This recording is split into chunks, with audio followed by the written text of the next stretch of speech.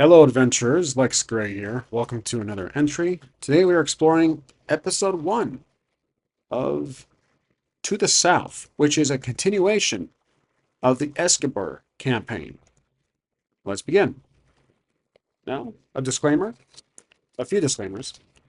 Like I said, this is a continuation of the world of Escubar. We are still focused on mortar, but we have updated the system. We are using Mythic.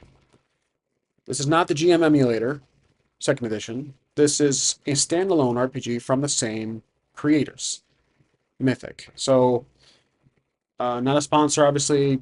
No, it's not a review. Just letting you guys know I've changed systems. I'm using this for the rules moving forward. My experience with Mythic is novice, not too experienced, so it's very heavy on narrative. So there'll be a lot of questions. And like I said in my last Lex Talk video, we'll be using the fate chart quite a lot, quite often. And I have these two arrows here to show you where we will set the acting rank and difficulty rank.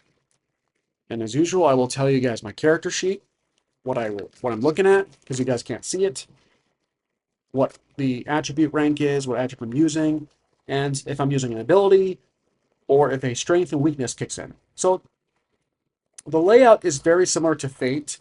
You have your attributes, which could be seen as the approaches or skills. You have your abilities, which could be seen as stunts. And you have your strengths and weaknesses, which could be seen as aspects slash, I think aspects mainly. So there's personal threads, there's personal characters, bonds pretty much, and there's a character summary. So the character summary is pretty much on here, but also on my master document for Corewood or Escobar. This is pretty much what I've updated to be more of a narrative form.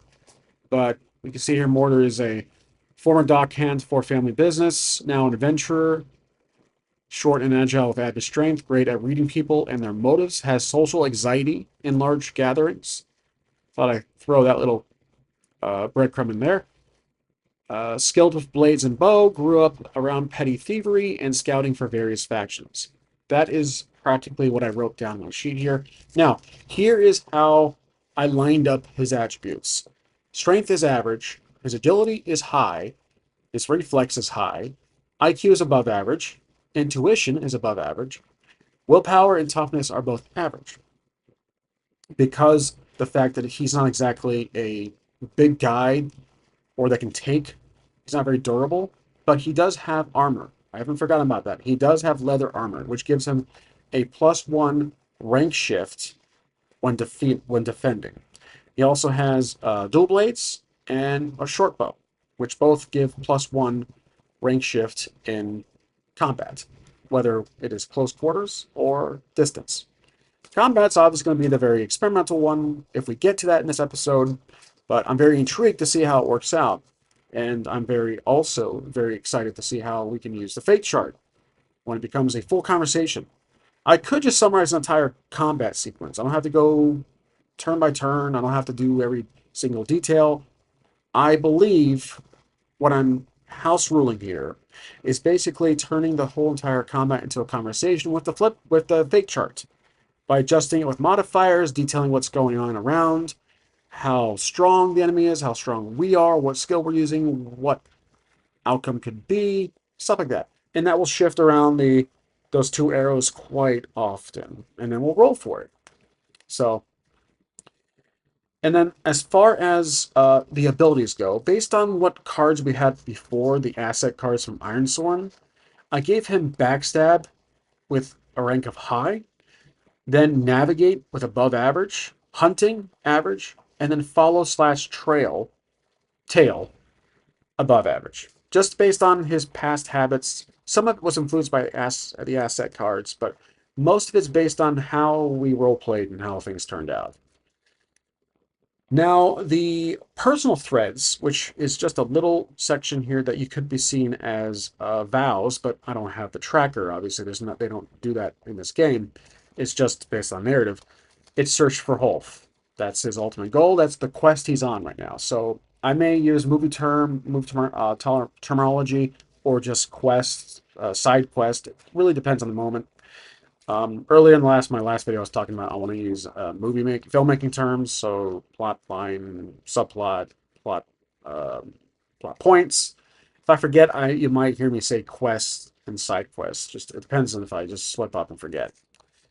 Now, for the strength and weaknesses, this was probably the most difficult to consider because I'm trying to separate strength and weaknesses from abilities, which could be, again, these are aspects in Fate as I see it. His first aspect, or his first strength, see, I'm already doing that. His first strength is also a weakness. It's Dark Realms exposure. Depending on emotions, being near or inside the Dark Realms grants +2 or -2 rank shift when knowingly manipulating dimensional forces, dimensional energies. His second is a weakness, and it's the social anxiety from the character summary. -2 when in largely crowded areas. He just does not like being around groups of people. That's actually kind of a. I added this to his character. It's kind of a piggybacked off me as a person. So I hate social gatherings. I hate being in large groups of people. I figured, hey, you know what? I can channel that through the role playing. So I have a little fun with that. Favorite points are also an aspect, a mechanic in this game. If he does something fairly well, I might give, if we do something fairly well, role playing or achieving some monumental moment, I could give Mortar 10, 20, 30 favorite points. And you can use that in, I think, either in bulk or in pieces to increase your roll based against the fate chart. So that is pretty much the character sheet. Like I said, it's very simple. In the last video, I also hinted that I may use chips to track his health, which in Ironsworn it was 5, and trying to consider how does that convert to this game. So here's what I'm thinking. I don't want to use chips just yet, but in the game, I believe it's either stunned based on how hard you get hit or mortally wounds. So as I see it, it's either wounds or stunned based on the magnitude of the attack against you. So basically, it's either stunning or lethal. And I believe, while not reading everything, stunning could be based on a simple yes. Does the attack hit? Yes. Okay. Weapons can obviously increase the range shift there. Now, when I talk about increasing the range shift, I'm actually talking about this arrow going up, or I'm sorry, increasing, so technically down the list, depending on the type of attack it is. If it's melee, if it's ranged, and obviously I have the dual blades, which increases that by 1. I'm not rolling for attack and then rolling for damage. I'm compressing the entire combat sequence into basically one full conversation, then question, then roll. So that's why it's going to do a lot of shifting. And I have to remember to use the notes here regarding what I'm using and what I'm defending with. Now, like I said, it's either stunned or lethal. And I think it will depend on the roll. And then there's obviously the range of the strong yes, which is the lower fifth, I believe, of each. As it says here in the bottom left of the screen, the lower 1/5 is a success range, is exceptional yes, and then there's exceptional no. So those, I think, if they were landing in those, if my result was within that range, that would be lethal. Because again, it's a fifth of a chance to get that roll based on the chart. Stunned, I think, would fit in the general yes range. No, it's obviously a miss or nothing really goes wrong, depending on the question. So I think we start from here. Let's go back to our map and see where we are. Now, with Mythic and it being a narrative heavy game, there will be moments where I'm going to zoom out, just do a general question of how things are going for our character. And if we land on something that causes a stir or causes a moment to focus in, we'll zoom into the moment and go from there. So, on the map, we are now leaving Arlock. I'm sorry, we're in Corewood, and it's next morning. And we need to roll, basically. We haven't left yet. My apologies. We need to roll if anything has happened. What exactly has happened since we woke up? And obviously, if we land on a yes, we have our original Iron Sword charts that we will be using. Because again, I really like them. The fate chart's mainly the biggest difference here, visually, for what you guys are experiencing. Okay? So, I will also be using the fate chart for general oracle questions, but the way it's going to work is that I'll move the arrow over here and ask the question depending on the odds. So we're basically going to ask, has anything happened after Mortar took a nice, much deserved, well deserved rest? Full 8 hours sleep. He woke up the next morning. He's downstairs. Uh, he's eating breakfast with his parents. So again, stepmother and father. They're both enjoying their day. Mortar is talking, discussing his plans with his father. Glare is happy to be back um, cooking for her husband and her son, stepson, however you want to see it. And Mortar and obviously, what's his name? Damon are discussing the plans. Mortar's like, okay, I'm going to travel east, but I'm going to avoid the mountains because of the previous problems I've had in there. And like I said, if we look at the map, we have to basically go all the way down through the forest, the dark wood greens, and then find our way to get a boat into Halderith. Now, that's another question. Can we get a boat? So, I'm assuming Morta has some gold pieces on him. Not exactly a game you track items or currency. I'm assuming he does. I can say he does. Maybe, um, perhaps his father Damon gives him a sack of gold pieces just for travels. And Mortar is thinking, okay, should I travel by boat? And I travel southeast down to the southern island. And this would be a question for the Oracle. So let's go to our fate chart. Are there any boats at the moment? Because considering that the Corwood regime has been defeated and the harbor is back open to regular passage. So I'm going to say likely. The red arrow is basically the difficulty rank, chaos, the chaos factor. I don't really use chaos factor much. I have used it before, but I'm not really a fan of it, so we'll stick with just it being in the middle. So likely, that's what we're going for here. Let's roll the dice and see if there are any boats that can take us or available for use, whether it's rented or hitching a ride.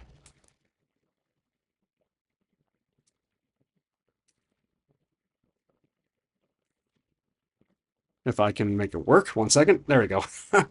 Okay. Ooh, that's 100. Okay.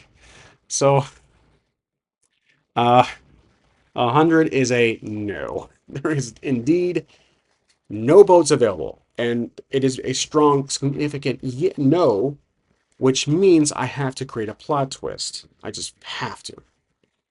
Now, what is this plot twist going to be? Let's see. We'll use plot twist. If I don't like it, I may just use action theme. 22. A secret alliance is revealed. You know what? Let's use 22 on actions and themes. Preserve,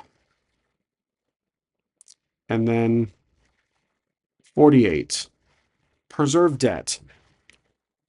The docks have so much work to be done. They were used for Corwood family regime purposes, and it was corrupt, it was wrong, it was just terrible. Basically, more Damon and Glare have so much work to do to rebuild the reputation of the dock and the city, alongside the help with the the Union. So, for peaceful purposes, that's the goal. So that basically, Damon says no. That's out of the question. We have no boats. They've been stolen. The dock has been neglected for a long time, for months, and we have so much work we got to do. Unfortunately, there's really nothing I can do. He says, I have no boats. I was there last night. I was trying to clean things up, but we're so behind and we have no boats. So Mortar's like, okay, well, I wasn't hoping to, but I guess I'll have to travel by foot or by horse. So horseback, which is an option. And I'm going to say there is going to be um, a horse available to rent from a vendor somewhere in the town, in the settlement. So we have a go, and we can't go by boat. We would have done this if we could have. That would have been a straight shot to City of Halders, but kind of glad because now we have to travel. So let's say we leave, we say our goodbyes, we leave Haldreth, we get a horse from a vendor, and before we leave, I realize I'm wondering if I can just, instead of using the fate chart for oracle questions that are not a skill roll or a attribute roll, why not just use my usual percentage and then we go from there? So let's say while we're about to leave, 50% chance we'll run into someone or something will happen. 50% chance. That is a strong no. It really wants me to get out of to Corwood. Okay, nothing happens. It is eerily quiet for some reason. There are less patrol on the streets, and villagers or the settlers are confused about what's going on. I don't think they've gotten the full story yet that the Corwood family regime has been defeated and that Tegan is dead. I don't think that's been entirely delivered yet. So maybe Sarah, Sarah and Ellery are working out are working things out at the moment, trying to fix up the manor and get back in control of the settlement. So, but we have to leave. So I think that's a strong clue as to just getting out of there. So let's try we travel here. And this will require, I think, either IQ or intuition regarding rolling here. So this will basically be I do have a navigate skill ability, so I can use that. Let's use navigate. It's above average. So we go to our fate chart, and I'm above average in this department. Now the difficulty, because we have to remember there are factors considered. Environmental factors. It's cold. There's snow. It's windy. Potential danger like wildlife, maybe some bandits. Which the misfits were probably the most prominent bandit clan in this area. So and they're defeated. They're disbanded. So that might not have to be considered. So if we're in this area, it's just mainly the cold, which we're obviously dressed up for. It's the weather, environmental factors that are really going to be considered here, plus the wildlife, which have been aggressive. So I'm going to say it is going to be above average. So slightly troublesome if you consider it. And above average, we have to basically roll 65 or less to be successful in navigating due south. So let's go ahead and roll our dice. And that's going to be, remember, we're above average in this department, which gives us a 35. That is a success. So we are able to navigate without any trouble, without running into any serious problems where we are now on the map. So let's go back to the map, and we're now approaching the Darkwood Greens, but on the further north end side. So the terrain has changed. It's snow, and now also it's forest.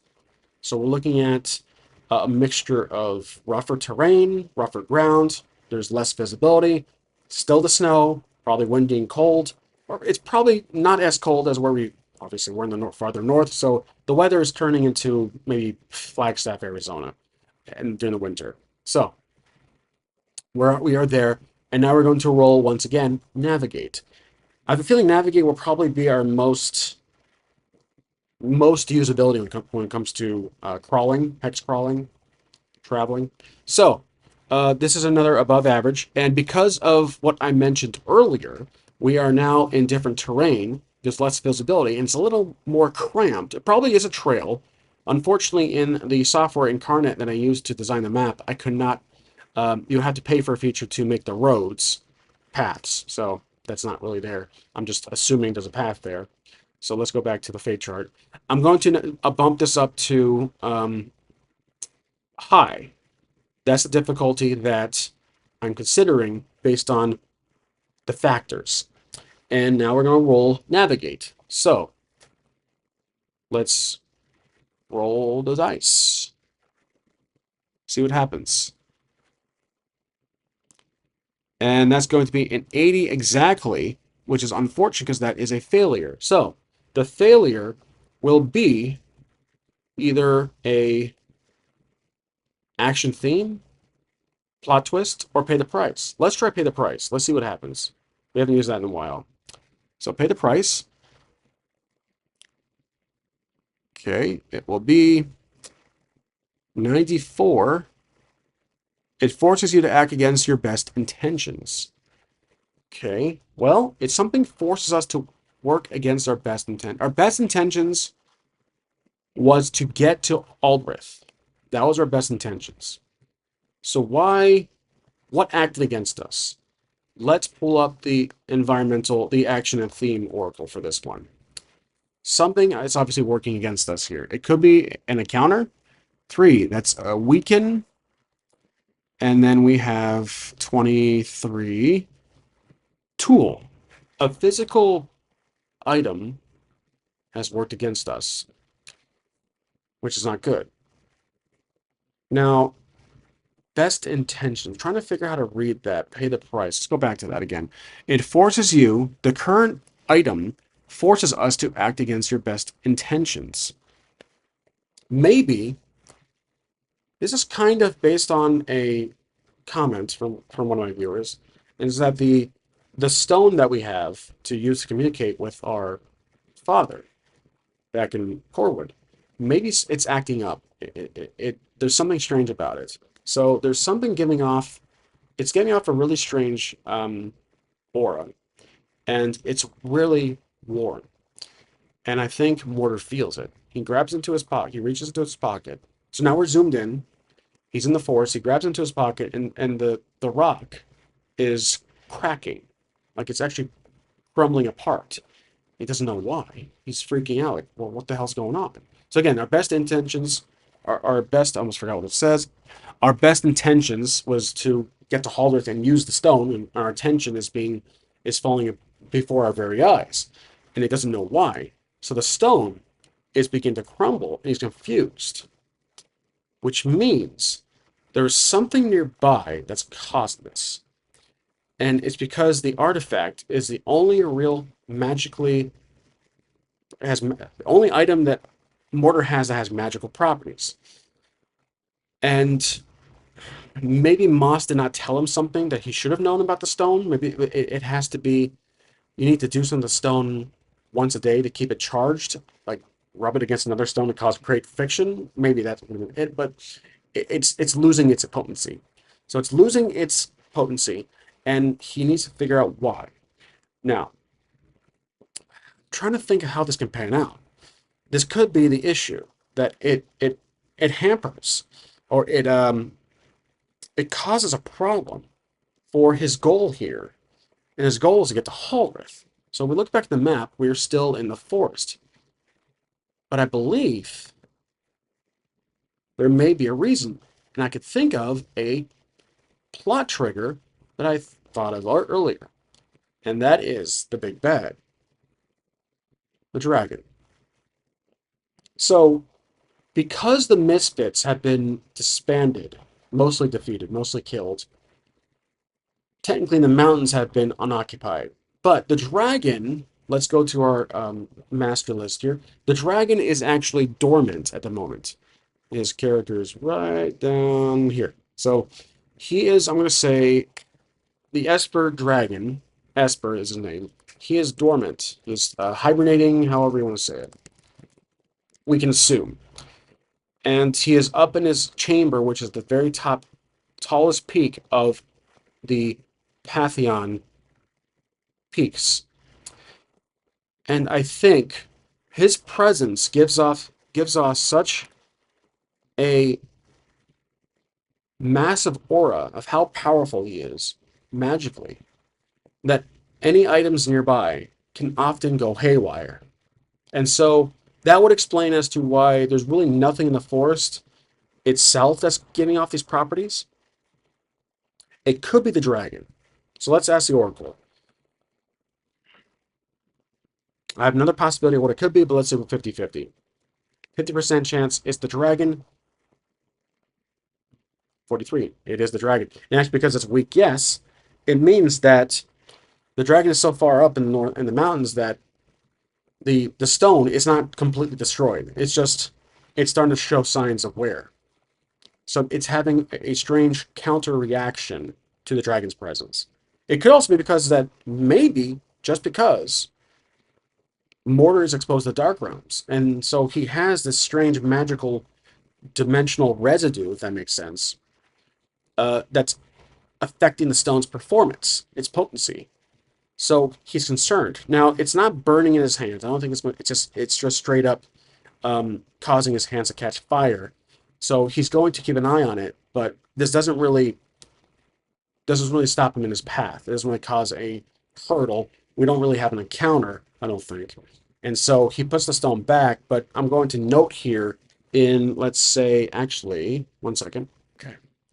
Okay, so I added the item, almost forgot. It's on my document, but I didn't have it on my paper here.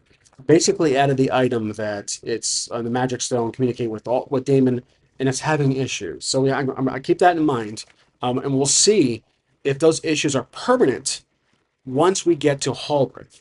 If it's just temporary because we are near that massively powerful dragon that gives us this crazy aura that affects nearby magical items, and slash or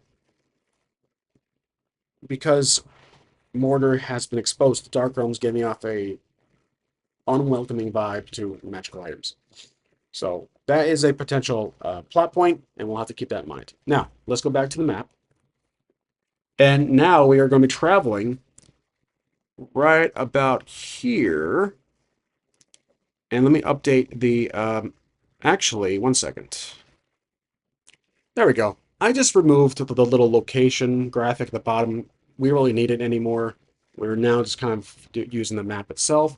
So, with that in mind, we are now at the halfway point, or actually just beyond the halfway point between Corwood and Dormon. Now, we have to remember that uh, based on the arc, in the moment in the episode where Mortar was in the Dark Realms fighting against his life, he was reimagining his flashbacks of childhood traveling through Dormon. So he's familiar with Dormon, I think. I don't know if I have that right. But he's familiar with Dormon. He knows it's there, he knows it exists, but he's never been there since he was a kid. So we really had no idea what Dormon, the village of Dormon, the settlement itself, is as a settlement. We don't know much about it. So let's go back to the character sheet here and the document here and see what I've noted here about it. Dormon, actually nothing. Yeah, it's still a blank slate. So just there in the map, and we'll get there if we do in this episode. So now we're going to navigate once more. We're traveling through the forest, and the snow is no longer on the ground. We are in temperate plains, just a general forest. So let's go to our fate chart.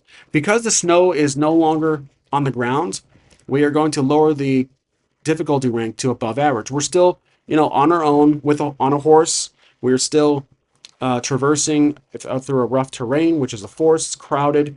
It's really heavily forested, and our navigate is above average, so that stays where it is. All right, let's roll to see what happens.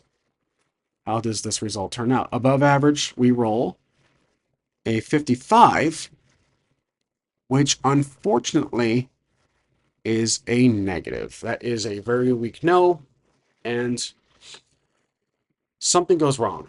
So now we got to figure out what it is. Let's do pay the price. We'll try pay the price first. All right, so something goes wrong as we are in the forest here. 47.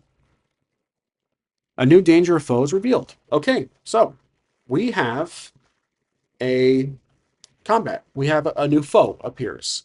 It was a weak yes, so potentially it might not be an immediate threat. It might not be. So, and because in this world I've detailed that, I've talked about this. After the rift, there were many different types of inhuman characters that escaped through the rift from their own dimension into the northern island. as the island split into two and divide. So they're now inhabiting these dark wood greens, but more so, I'd say, in the southern and western portions from the in the northern islands. If you're looking at the Pantheon Hills, just consider where it says dark wood greens. That's where most of those inhuman characters are living or hiding, and they haven't really made themselves present yet against the human settlers. So, in earlier episodes, I was mentioning that there is some characters were elves, but I've changed that. It's all humans now. 95%, I'd say, of the settlers in the occupants of the Escubar landscape are humans. And then the inhumans are these other characters, which could be dwarves, elves, orcs, tribalts. Um, we'll see. That depends on how we get to that. So, but now we got to focus on the here and now. We have an encounter. And let's see what kind of encounter this is. We're going to do action and theme and see what exactly this encounter may be. All right, so 64. Acquire. Okay, so it could be 82. Acquire enemy. Acquire enemy. Something is looking for a fight. We run into a foe that is possibly an animal, a wildlife creature, because it's in the forest. I don't see. Let's ask the Oracle. Is it going to be some kind of wildlife, some animal, some wild, maybe a beast? Let's say 75% chance it's a beast of sorts. 75% chance, that's a 63. It is. Okay, so it is a beast, and it's hungry. It's looking for food, and it sees us. We are fresh meat. We're walking through, and it is going to, because it was a weak guess from earlier, it's hesitant, but it does eventually attempt to strike. So we are in our first combat, which is fine. I want to try this out. We have dual blades and we have leather armor, which bumps up our combat. We're going to do a summary combat. We're going to do the entire conversation in the fate chart. Okay, so we have to first consider the environmental factors. Let's focus on the difficulty rank first. We'll start at average. Because it's in the forest, we're going to say above average. Because it's a beast, that might take things up a notch. So let's say high. The beast is hungry. He's looking for food. We are human, and not many pass through here. Most smart travelers who have access to a boat would travel by sea. So let's keep it right at high. Now, question is, what am I using here? What qualifies for blades as an attribute? So am I using strength, agility, reflex? This is a question that I need to figure out. So we have strength, which is just for raw physical power. I think for using, it depends on how far we are. Are we close to it? Are we at a distance? Let's ask the Oracle. Are we at a distance? 50-50. We are. So then we're going to use the bow. Okay. The bow, I believe, is reflex under high. So the bow is high. Both agility and reflex are high, so that is going to be high. Now, the short bow I have under my weapons here gives us a +1 in a range shift. So we go exceptional. Okay, so it's exceptional, and then the difficulty ranking is high. Now, the chances of the creature attacking us from afar, if we are able to get the first shot, is lower, which means I would say actually this lowers the ranking of the difficulty to above average. Because we are at a distance, we have a slight advantage. So I will keep ours exceptional and maintain the above average roll. So here we go. I think we've considered all the differences, and we're going to roll it now. 53, that is a yes. We are able to fend off this creature without any problems. We're not hurt. It's 75 or lower is a yes. That's it. We used our short bow, so now we can talk about what happened. Considering how that result was, let me pull it up again. It's 53. The result can also have an effect, like the lower the better, basically. The lower, the more cinematic it is, basically. So that is kind of it's an okay guess. So basically, we see the beast there. The beast is growling. It's at a distance behind some trees. It starts to charge us. We pull our bow out. We fire a couple arrows at its head. We hit. It falls straight forward. Now it could be a bear or a mutant of sorts, maybe a mutated bear or some creature, some wild creature. Not really going into specific details, but it's a wild beast that's not common for Mortar to have seen up in the northern lands. And so he shoots the arrow, hits in the head a few times, gets in the shoulder, and the beast collapses and falls, slides forward, thus claiming his first victory, claiming our first victory in this game. So that's basically how I would see doing combat. If I rolled a no, I would have got hurt, and I would have to note that I got stunned, and the battle would have continued or have gone south. But basically, that's how I'm interpreting it. I hope that's okay. Like I'm trying to figure out if that's the good right way to do it or the wrong way, but again, this is my game and I'm just going to continue on. So we go back to the map, and after defeating that creature, let's say we are about right here. Now we need to roll navigate to see if Mortar knows where to go for Dorma. Maybe he needs to resupply. We got to pick up some goods. We got to get some food. We got to rest. We had quite the travels. I'm assuming a few days have passed, and I didn't exactly consider, long rest, supply, hunting, foraging for food. I didn't take into any of those now. We have zoomed out. We're a bird's eye view of the situation, and now we're going to roll navigate once more. So we are closer to civilization, a settlement. So I'm going to lower the difficulty of the environment. The forest is still dense, judging by the picture, but we are closer, like I said, to an environment or to a settlement. So let's keep it at about above average. That's where we're going to keep the difficulty rank.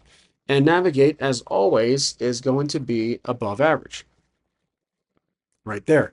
Okay? So now let's roll the dice. There we go.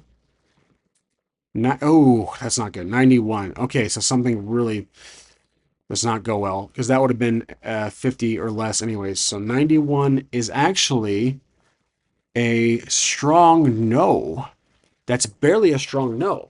And that is no good, no bueno. What does this mean for us? I think this definitely would indicate. Now, I think a strong no should always indicate either a plot twist, or plot twist is probably more troublesome than pay the price. Yeah, I think let's do plot twist. So we'll do plot twist. Let's roll the dice and see what we get.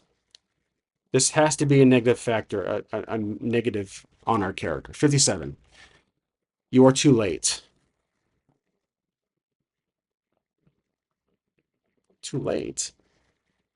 We are too late. Maybe as we approach Dormon, let's go to the map.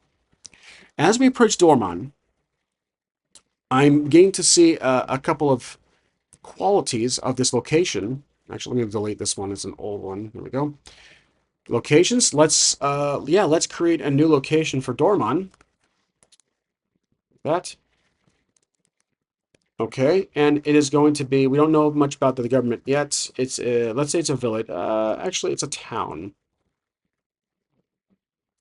Corwood is also a large settlement. Okay, it's a town. And it was founded in, well, let's consider the other locations nearby. Corwood was founded in year 30. I'm going to say year 25. And then it is fortified, which means it closes every evening due to dangerous surroundings. We have the beast, wildlife, basically. So that explains why we rolled a, whoops, sheet here. That explains why we rolled a strong no, and it is too late. We were too late to get into Dorman to seek refuge, to rest, to do our long rest. It is too late. We are stuck outside the doors. So now there's probably some guards that are walking behind it or above it, depending on how fortified it is, if it actually has a path above the walls to climb or to patrol. So let's use our, we're not in a large gathered area. We're not like surrounded by hundreds of people, so we're not exactly considering the weakness of social anxiety. But I'm considering the options here. Let's use our, I don't have charisma as a skill, so what to do when it comes to just asking permission to enter as detailing our travels. So that may be willpower. Similar to the Karen game, I think it's strength, dexterity, and willpower. I'm going to use willpower for like charisma, anything related to social activity, socializing. It's the closest I can consider. I mean, IQ and intuition is a close second, but I think this has to do with willpower. It takes a willpower to converse with people, whether it's minuscule or it's a high effort. So, um, let's ask the Oracle, is there a guard that's patrolling that we can talk to? Probably likely, 75% chance, at least at this moment. Yep, there is. Okay, so he tries to flag one down, and we're going to now go to the fate chart. So let's ignore that. Okay, now these guards are on high alert. They are patrolling. So let's reset the average for everything. It is it's probably late evening, and this area is prone to danger. So we're above average. The guard is probably going to acknowledge us that we are a human, so this doesn't exactly have to go up. We're not inhuman, would have to be like way up here. We are simply just travelers, but we are not, we are visitors. We are not natives to the village or to the settlement. So our willpower is actually average, not that impressive, which also, considering the environment we're in, there could be danger after we finish conversing with this guard. So I'm going to keep it right above average, but nevertheless, we can still roll for it. So let's roll now to see, basically, we're asking the guard, can we enter despite it being closed? We have traveled from Corewood, and we are seeking to rest for the night and leave the next morning. That's it.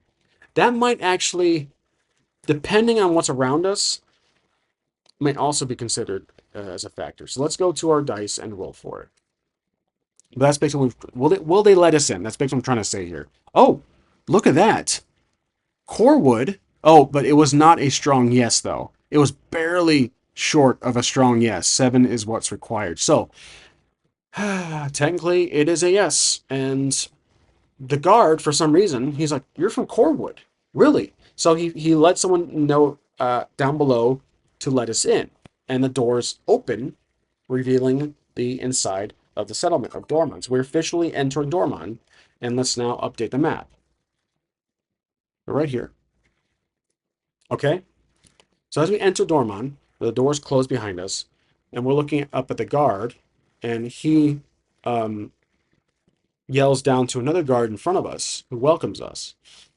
So let's say that Dormont is very welcoming, despite it being fortified. They are generally, let's say they're generally welcoming to outsiders, but mostly humans. And for some reason,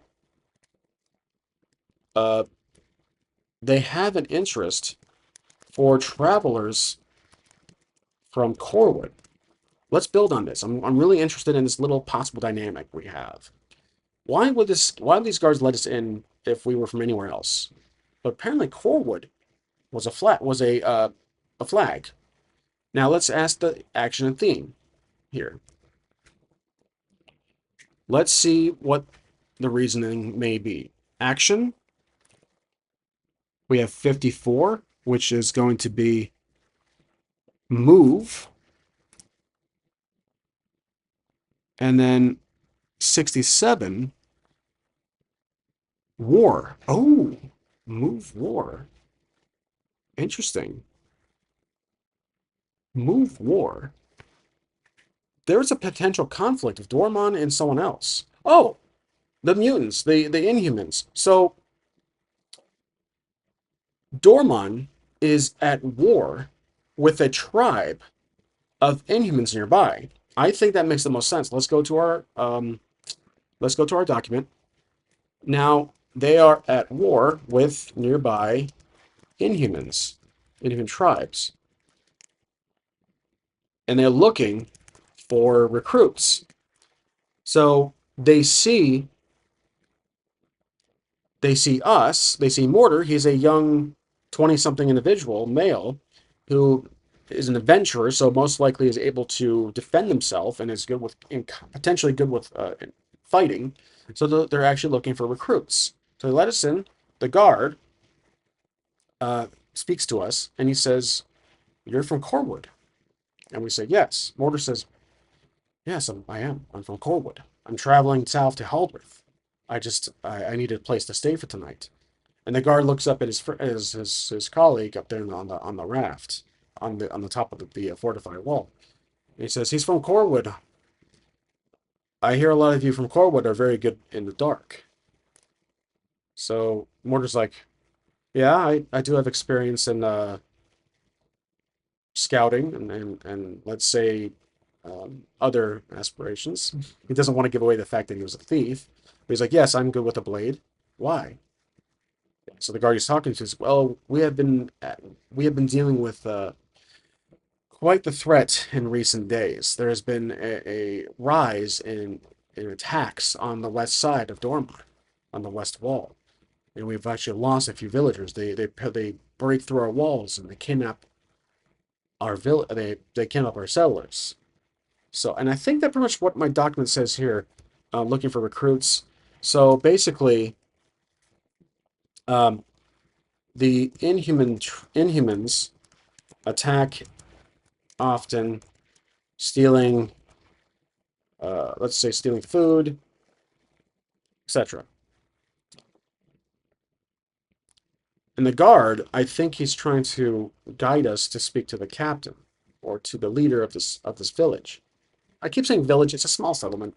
Let's say it's a town. It's just a town, and so it is going to be the type of government I'm trying to think of. Maybe just one individual. So it's led by a town. Let's see, a mayor perhaps.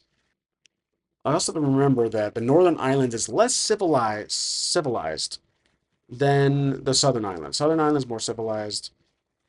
The Northern Island is more lawless. So most likely, Dormon is ran not by a gang of sorts, but by, let's say, two brothers. So yeah, two brothers run the town, and they're not necessarily evil or bad. They're just two brothers. So the guard says, "Let me take you to our leaders, to the two brothers." They often refer to. So, um, let's see here. Leader.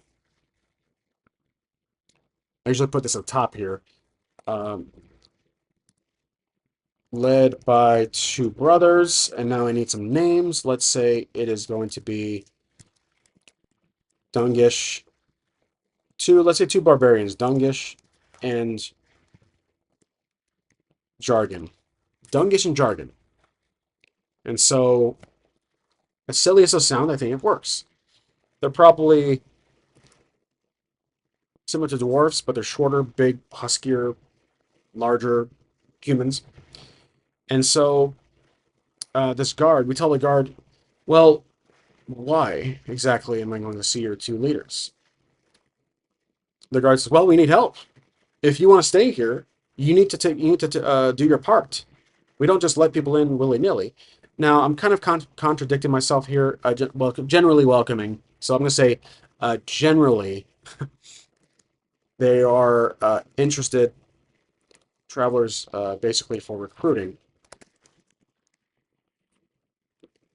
So, but he's essentially saying that, yeah, when the doors are open during the day and there wasn't a war going on, we generally let people stop here. And it can be good for business, but we are at war with a nearby tribe, and we can use all the help we need. If you are not able to help us, you will leave. So the guard is being very strict, but he's also giving the opportunity for us to join. So if we help him, we can stay the night. So we ask the guard, will, if I do help tonight, will it just, if I do help, will it just be tonight? Because I have to leave by the morning. I'm on my way to Halder. And the guard says, yes, I'm well aware. He says, it's up to the brothers. Are you able to just speak to them and see what we can work out? We're very desperate for bodies. I mean, help. It's like, wait, we mean use as cannon fodder? What's going on here? So we make our way to the middle of the town and we speak to the brothers. They are in a large dining room inside this big house, and let's make them officially characters. So we have Dungish and Jargon. So we'll go to our character list, and this will be probably right here. Let's put it right up below Sarah. So we have, and I'll pause the video for this part. Okay, so I paused the video. I made two new characters in Google here, and they actually turned out pretty well. So let's jump to the sheet. Okay, there's Sarah. All right, the first of the two brothers is Dungish. He's the muscle. This guy is ugly, tasteless, impatient, and caring, but he's caring. He does care about his people, but he's not exactly approachable, whether it is at first or after speaking to him for a few seconds. So first impressions are not usually good with him. His brother is the complete opposite. This guy is going Jargon. He is handsome, stylish, egotistical though, but also caring. So they're both caring people, but he is the brains. So we have the bronze, the muscle, and the brains. I think this works perfectly. So they are both sitting there talking, discussing plans of how to defend themselves and how to get rid of these inhumans, which we'll probably learn more about in the next episode because I'm getting tired here. But we approach. Mortar is hesitant here. He doesn't want to delay his travels, but he has to set up camp to rest because the outer areas are dangerous and he can't just make camp randomly in a tree in some open field and then get attacked by the next morning or overnight. He has to get some sleep because he has another probably day or two traveling to through Haldrith, and then there's the divide, which is the river between Haldrith and the southern island, the northern and southern island. And there's also the Watchstone Island, which is very intriguing too, because that actually is one of the two sites of the natives to Escubar. So let's do a little lore dump here. Not too much, but basically the Eldorians were the original inhabitants of Escobar, and their only remaining sites are Barco Island and the ruins of the Watchstone Island. So two islands post Rift that are basically their last known sites. So let's go back to our characters. Just keep that in mind. That could be probably a few episodes from now. I don't really know, but I hope so. All right, so we approach these two vastly different looking individuals. We don't really see them as brothers. They looks like one guy is like his bodyguard, and we think Jargon is probably the leader. But the guard gave us a heads up. These are two brothers. Maybe he told us don't, just let them speak, hear them out before you say anything. And so let's roll to see how this conversation goes.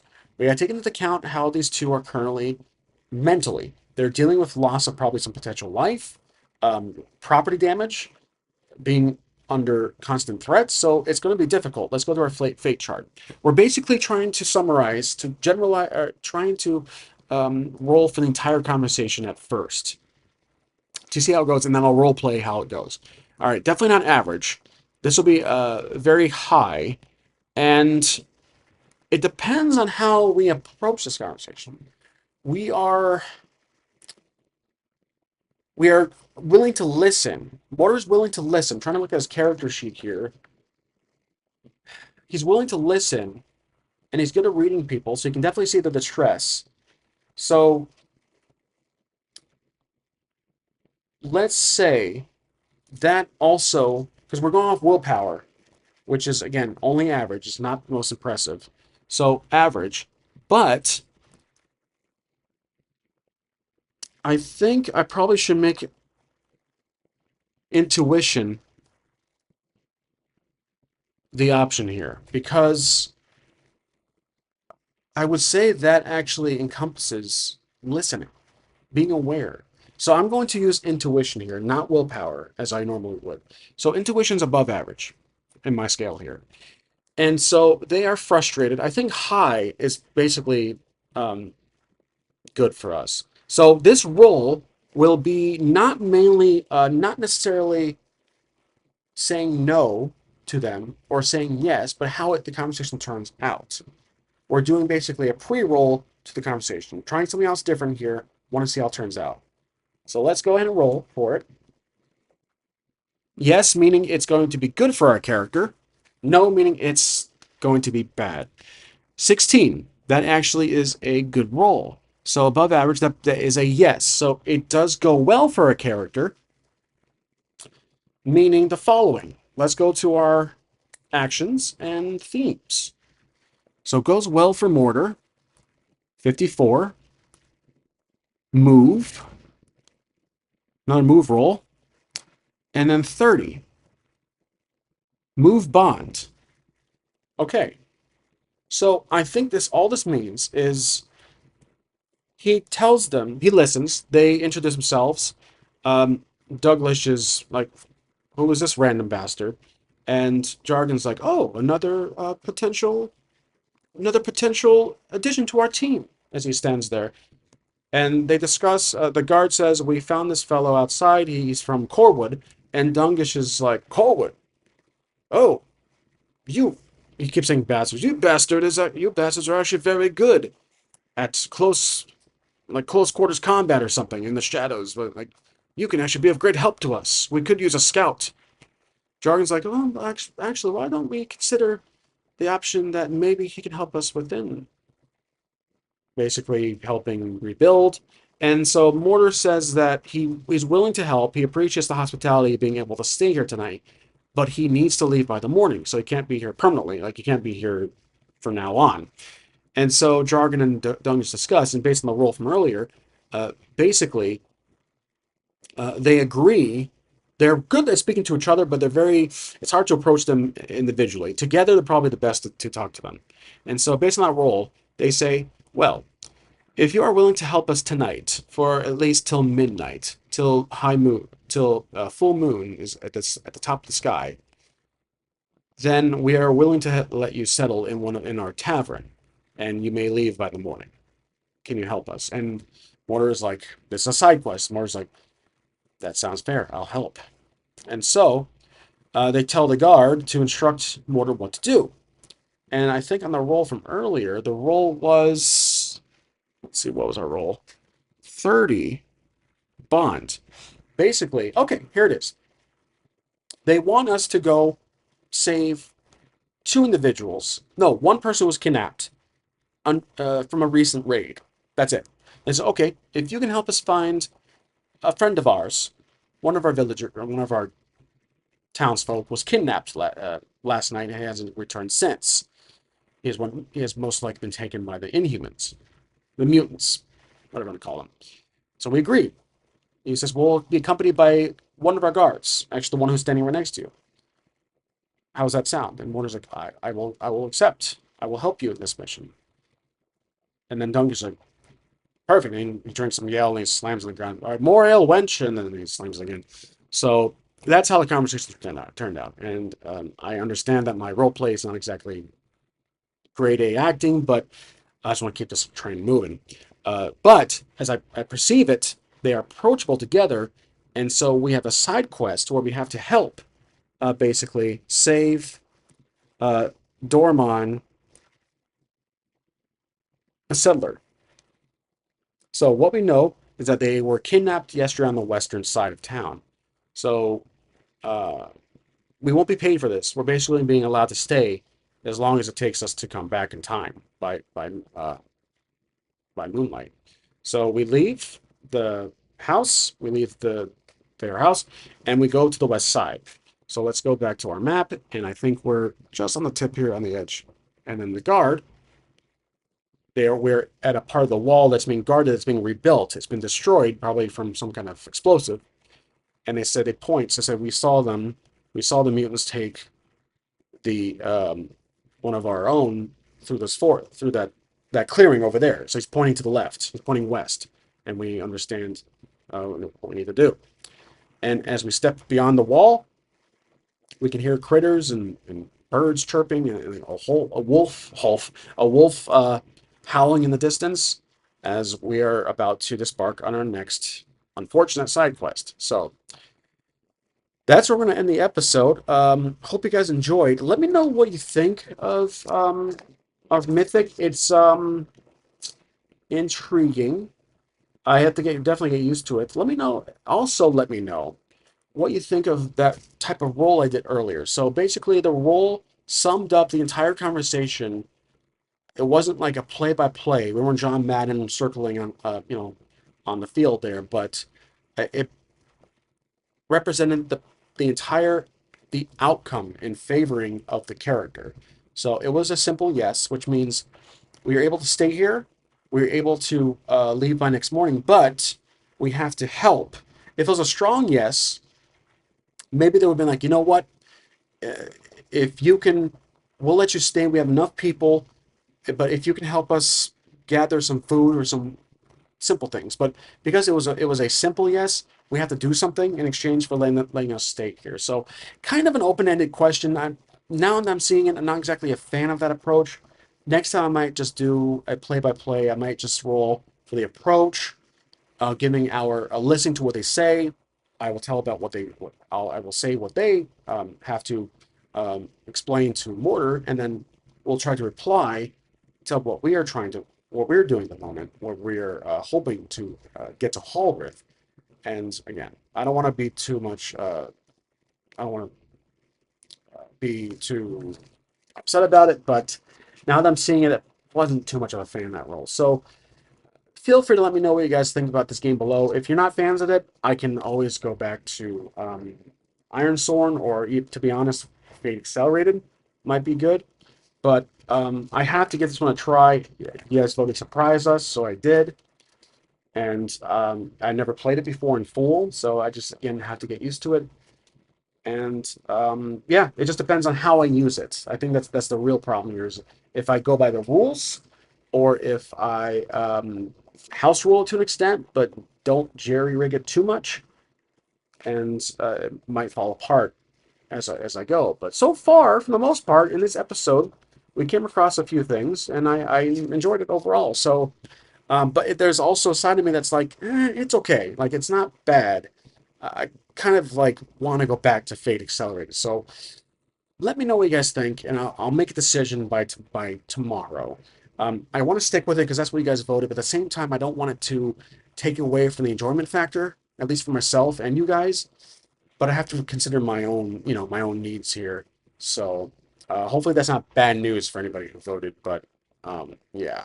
So thank you for watching as always, and as I will. That's all for today. Hope you enjoyed. That was a terrible transition to the outro. Oh, that's all for today. Hope you enjoyed this telling. Please subscribe, like, share, and most importantly, comment. Again, please comment below what you guys thought of the game, of this new engine, and I will see you in the next entry.